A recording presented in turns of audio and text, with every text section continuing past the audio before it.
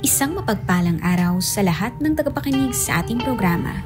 Muli po tayong nagbabalik upang magbahagi ng kwentong kapupulutan ng aral ng ating mga listeners. Huwag po ninyong kalilimutan mag-like, mag-share at syempre mag-subscribe sa ating channel. Itago niyo na lang po ako sa pangalang Cassie. 28 years old. Bata pa nga lamang ako, ay pangarap ko ng isang maging nurse. A typical dream ng isang bata. Kinasal ako sa aking asawa na si Franco. Hindi namin mga tunay na pagkakakilanlan. Wala pa nga kaming anak dahil bagong kasal lamang kami. At dahil pandemic nga noon, nagkalayo kaming dalawa nito nang ma-lockdown ito sa Maynila.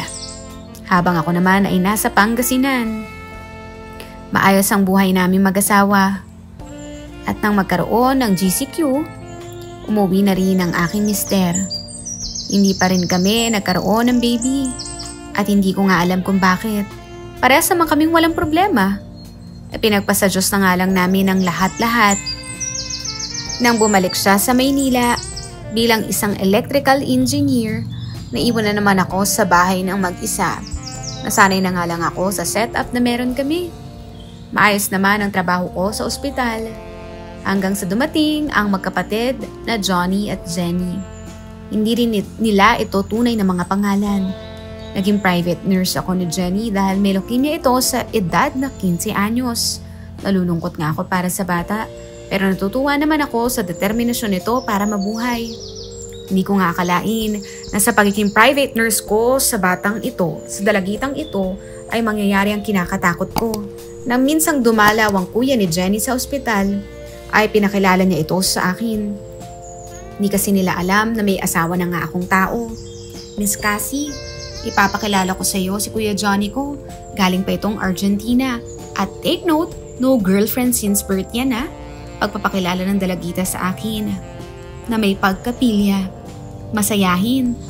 Talaga siya at purong positive ang makikita at maririnig mo sa kanya. Kahit hanggat maaari ay iniiwasan ko rin na may masabi ako rito na ikasasama naman ang loob niya. May tsura rin si Johnny, matangkad at sakto lang ang pangangatawan para sa edad niya. Ang hula ko nga ay nasa 24 na ito. Nang makita ko naman ang maging reaksyon ni Johnny na halos mamutla na sa kahihiyan dahil sa pagpapakilala ng kapatid niya ay napangiti ako rito. Huwag mo na nga lang seryosohin ang mga sinasabi niya. Makulit talaga yan at mahilig magpatawa. Git ito sabay na huli ko ang pagnakaw na tingin nito sa katawan ko. Hindi naman ako nag-isip ng masama sa kanya. Medyo maiksi talaga kasi nga ang uniforme namin sa ospital kaya't kahit sinong lalaki siguro ay mapapatingin din ng ganoon sa akin.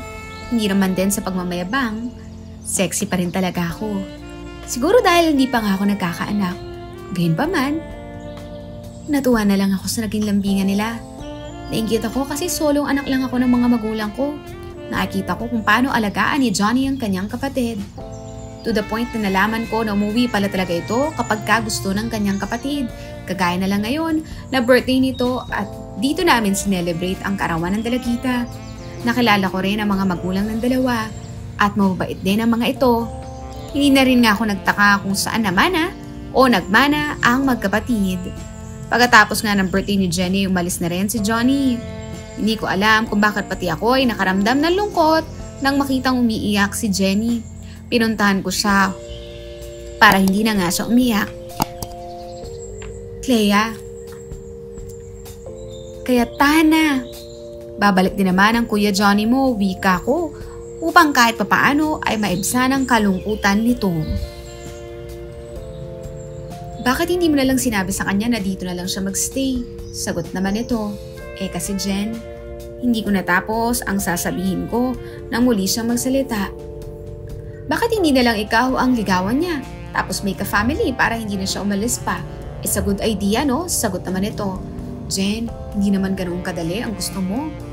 Magkaiba kami ng gusto ng kuya mo. Sagot ko. Hindi ko na nga lang sinabi na may asawa na ako dahil baka lalong masaktan ang dalagita.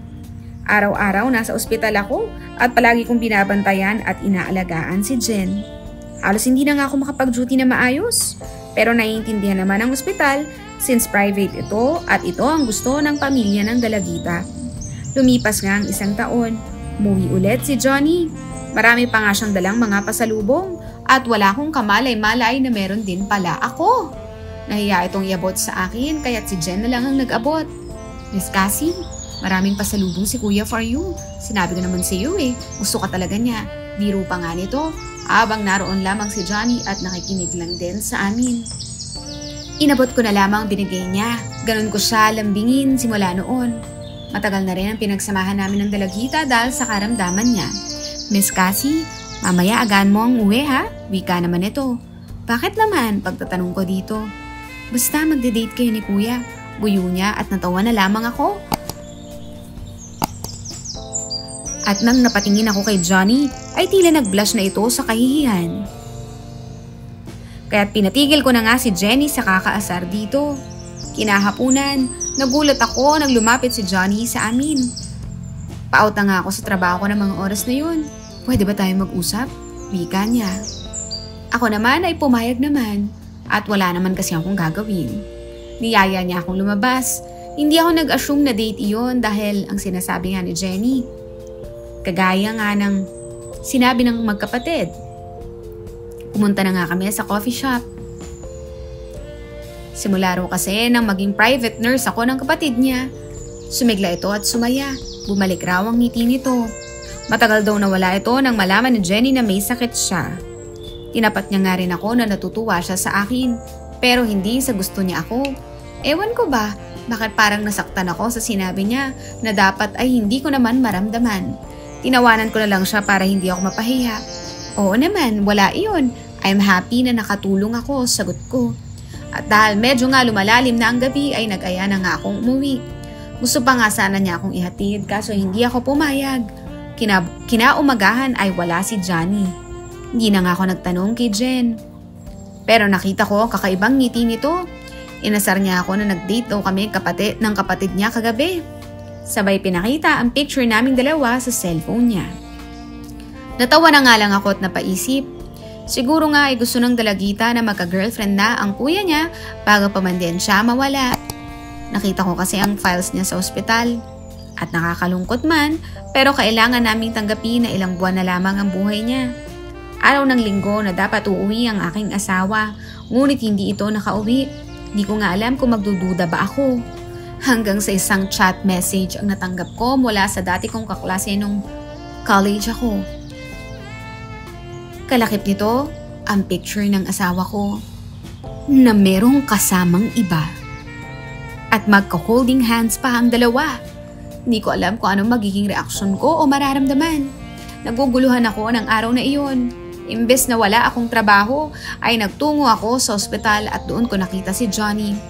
Nagulat pa nga siya kung bakit naroon ako sapagkat alam niyang walang pasok ako ng ganoong araw sa ospital. Hindi naman siya nagtanong kaya't wala kaming pinag-usapan maliban kay Jen. Tinapat ko siya at alam na raw niya ito.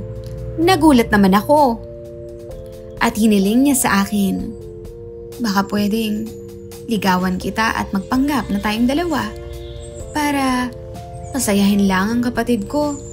Maibigay lang yung kahilingan niya, pagwika naman niya. Ewan ko ba, bakit ang bilis kong pumayag at sumagot dito ng oo?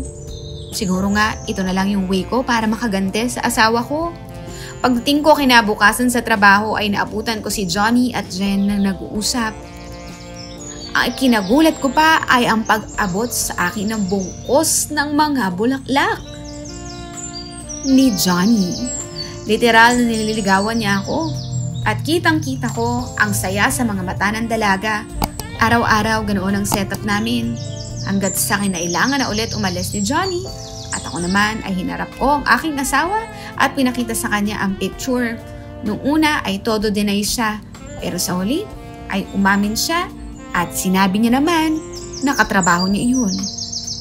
Labis na ikinagulat ko ang sumunod na mga linyang lumabas sa kanyang bibig. Dahil nasabi niya na buntis daw ito. Grabe, ang iyak ko, hagulgul talaga. Gumuho ang mundo ko para akong binuhos ng malamig na tubig noong araw na iyon. Gusto ko siyang kumprontahin at saktan, pero para namang okay lang sa akin. Hindi ko maintindihan ang aking sarili. Pero at the back of my mind, nasabi ko na parang hindi ko na rin pala siya mahal. Nasaktan ako dahil siguro sa pride lamang o sa ego na meron sa aming dalawa. Ilang araw pa nga ang lumipas ay nag-usap na lamang kami na magpirmahan na lang at maghiwalay ng maayos. Wala namang kaming anak, kaya't wala kaming problema. Nagparaya lang ako para buuin niya ang kanilang pamilya. Alam kong mahirap at masakit. Pero hindi ako yung tipo ng babae na maghahabol sa lalaking mas pinili ang iba kesa sa akin. Pinagpasalamat ko na lang talaga at hindi ako binigyan ng supling galing sa kanya. Sa katulad niyang manluloko, lumipas ang ilang taon. Himalang bumuti muli ang kalagayan ni Jen. Bumalik ulit si Johnny. At doon ko siya sinagot. At unti-unting may namagitan na nga sa amin. Dinala niya ako sa bahay niya at doon naganap ang aming unang gabi. Sobrang nahihiya pa nga ito kasi totoong wala pa nga siyang karanasan pagdating sa alam niyo na. At halata ko naman na totoo yun. Pero aminado akong lalo akong nag-alab nang malaman kong ako ang una niya. Halos hindi na nga ako pakawala ni Johnny noong gabing iyon. Maski ako ay napayakap na lamang din. Nang mahigpit sa hindi malilimutang saglit ng pagsasama namin. Hindi ko rin sa kanya tinago ang nakaraan ko, pero nagtaka ako nang sabihin niyang, alam ko, in-stalk kita kung sino ka. Even the smallest things about you ay alam ko. Sagot nito, at ang kinagulat ko pa na sumunod ang mga linyahan niya. Sabi niya, simula nang malaman ko na kung sino ka, nakasal ka na. Naisip ko na wala akong pag-asa sa iyo. Kaya tong araw na iyon ay sinabi ko sa sarili ko na wala na. Pero, I love you since I saw your picture. At sa lahat ng magandang kwento ng kapatid ko tungkol sa iyo. Hindi ako makapaniwala sa mga sinabi niya.